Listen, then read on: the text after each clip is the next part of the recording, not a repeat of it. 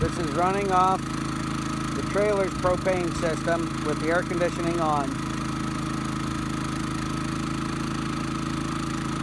One minor modification, I added a T to the back where the grill pipes in.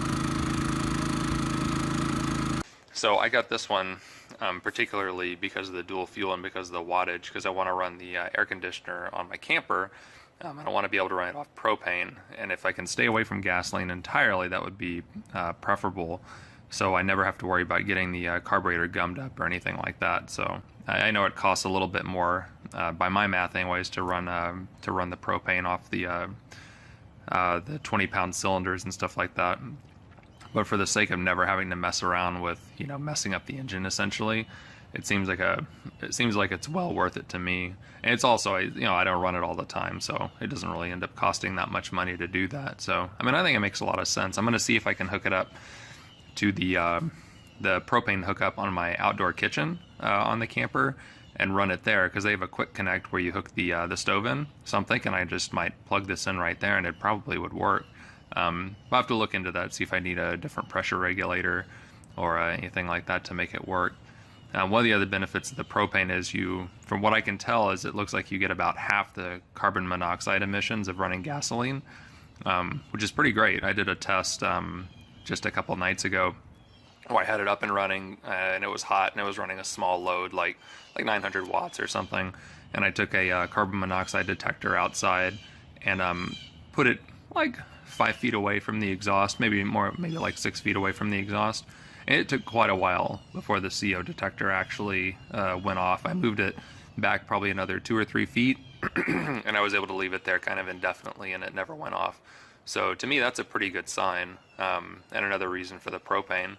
Additionally, it looks as though the propane-powered internal combustion engines don't get nearly as much buildup of coke deposits and stuff on the inside, because the propane is a gas. It's a lot lighter, and usually you get that from heavier materials. Things like gasoline or diesel will get carbon buildups. So another good reason to run on the propane. But this is good too, that you can do the gasoline if you need to, which is great, because I live in Houston, so we have hurricanes come through every now and then, and being able to run on two types of fuels is a really big benefit. So if I can get propane, I can run on that. If I can't get that, I can probably get gasoline, I can run on that.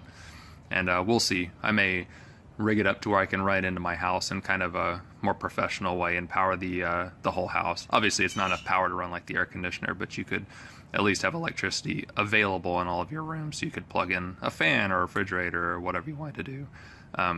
But so far, I've been really pleased with this. I have not used it on the camper yet. I've just been running it on the heater, a little 1500 watt heater that I have.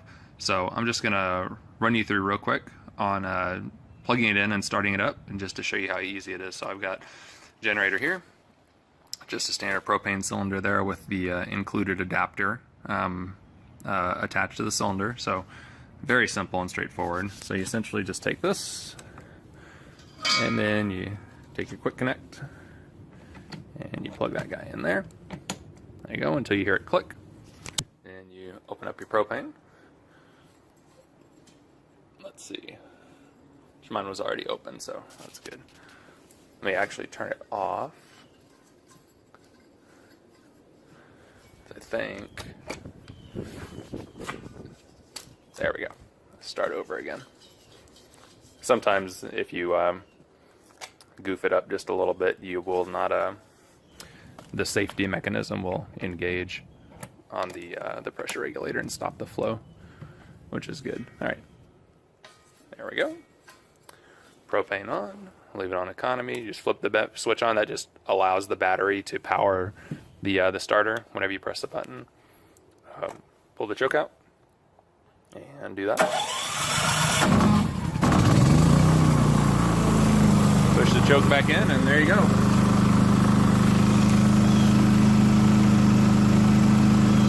So I mean, it's really very simple, and it's quiet too.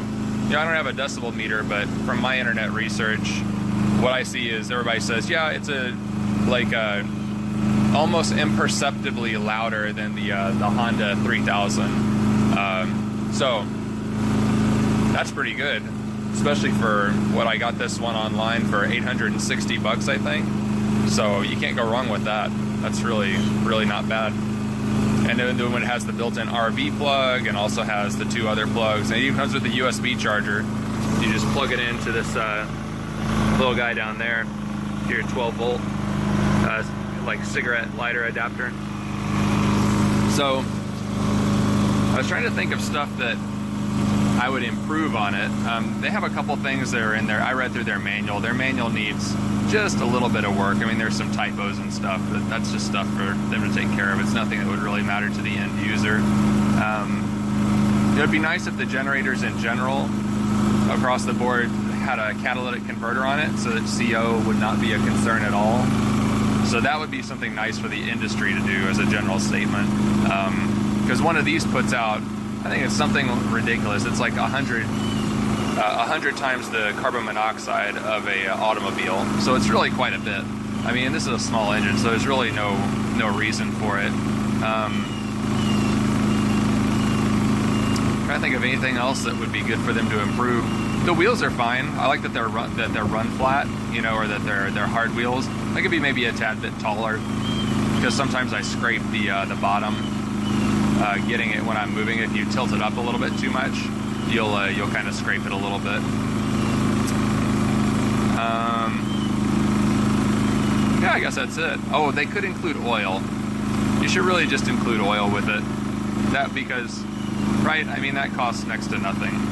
You might as well include oil in the box because it's, you know, it's like $5. And then you're, as a person, you're totally ready to go. And if you were really slick, you'd include 2 quarts of oil so that the person could do the 5-hour break-in, which I've done on this one, and then drain that oil and then put in the next quart of oil. And you might as well toss in something good, like toss in a quart of synthetic. I mean, I think that'll just make your product look, you know, like that much more professional, and people just appreciate that kind of thing. It's more of a, you know, public perception kind of a thing. But anyways, that's my 8-minute review of the dual fuel generator. So far, so good.